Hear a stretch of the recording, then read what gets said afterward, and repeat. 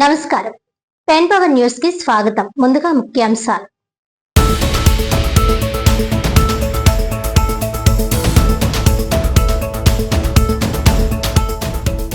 కాకినాడ ప్రభుత్వ ఆసుపత్రిలో MCh black నిర్మాణానికి రంగరాయ మెడికల్ కాలేజీ పూర్వ విద్యార్థులు 80 కోట్ల రూపాయల ఆర్థిక సాయం.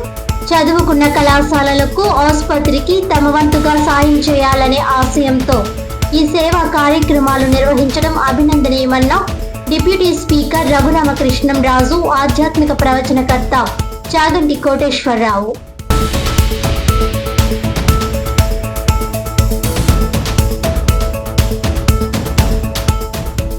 పర్యాటకం పేరిట సముద్ర తీరాల్లో తీసుకువస్తున్న బీచ్ షాక్స్ తో యువతరాన్ని నాశనం చేయవద్దు.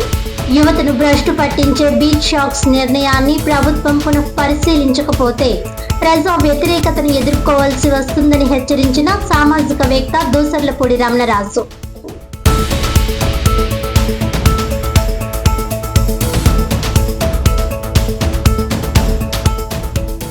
ముఖ్యమంత్రి చంద్రబాబు నాయుడు, ఉప ముఖ్యమంత్రి పవన్ కళ్యాణ్ మార్గదర్శకత్వంలో కాకినాడ రూరల్ నియోజకవర్గం అభివృద్ధి దిశగా ముందుకు సాగుతోంది. కాకినాడ రూరల్ మండల ప్రజా పరిషత్ అభివృద్ధి సర్వసభ్య సమావేశంలో ఎమ్మెల్యే పంతం నానాజీ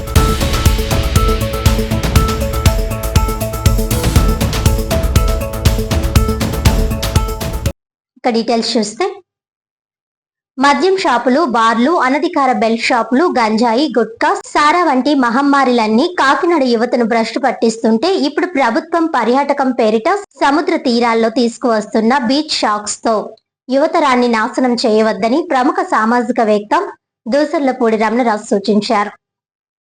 కాకినాడ ఎన్టీఆర్ బీచ్ లో ఏర్పాటు చేయనున్న బీచ్ షాక్స్ ను వెంటనే ఉపసంహరించుకోవాలని ప్రముఖ సామాజికవేత్త దూసర్లపూడి రమణరాజు ప్రభుత్వాన్ని కోరారు. గురువారం ఉదయం బీచ్ షాక్స్ వద్దు, సముద్ర తీరాల్లో యువతరాన్ని నాశనం చేయవద్దు అనే నినాదాలతో ప్లకార్డులు ప్రదర్శన నిర్వహించారు. అనంతరం ఆయన మాట్లాడుతూ, ఇప్పటికే మద్యం దుకాణాలు, బార్లు, అనధికార బెల్ట్ షాపులు, గంజాయి, గుట్కా, సారా వంటి వ్యసనాలు యువతను దారి తప్పిస్తున్నాయని, పర్యాటకం పేరుతో బీచ్ షాక్స్ ఏర్పాటు చేయడం యువత భవిష్యత్తుకు హానికరమని అన్నారు. ప్రజాభిప్రాయాన్ని గౌరవించి బీచ్ షాక్స్ నిర్ణయాన్ని ప్రభుత్వం పునః పరిశీలించాలని, లేకపోతే ప్రజా వ్యతిరేకతను ఎదుర్కోవాల్సి వస్తుందని హెచ్చరించారు. గత ఏడాది కంటే ఈ ఏడాది మద్యం అమ్మకాల యొక్క విక్రయాలు విపరీతంగా పెరిగాయి. యూత్ ప్రత్యేకించి 15 నుంచి 25% మేరకు వీటి ప్రభావాన్ని పడతా ఉన్నారు. ఇవి రికార్డుల ప్రకారంగా తెలుస్తూ ఉన్నాయి. డ్రంక్ అండ్ డ్రైవ్ కేసుల్లో కూడా ఎక్కువగా యూతే బుక్ అవుతున్నటువంటి పరిస్థితి ఉంది. అదేవిధంగా గంజాయి కూడా ఏజెన్సీల నుంచి అయితేనే, అదేవిధంగా ఇటు ఇలాగా కర్ణాటక రాష్ట్రానికి సంబంధించినటువంటి హైవే రహదారి ఏదైతే ఉందో వీటన్నిటి ద్వారాగా ఈ గంజాయి కూడా అందరికీ అందుబాటులో ఉన్నటువంటి పరిస్థితులు ఉన్నాయి. కేసులు ఎన్ని నమోదవుతున్నా సరే కూడా ఇవి ఇంకా ఉధృతంగా సాగుతున్నటువంటి పరిస్థితి ఉంది. దీనికి తోడు సారా వ్యవహారం కూడా మస్తుగా ఉంది, ఎన్ని కేసులు ఉన్నా కానీ.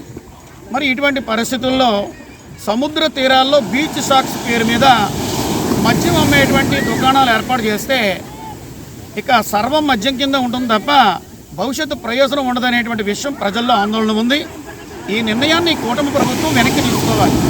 లేదనుకుంటే కనుక రాజకీయంగా శాశ్వత సమాధి పొందేటువంటి పరిస్థితి వస్తుందనేటువంటి హెచ్చరిక వాళ్ళు గమనించడం మంచిదని చెప్పి ఒక సామాజిక అభిప్రాయంగా ప్రభుత్వానికి ఈ విషయాన్ని తెలియజేస్తున్నాం.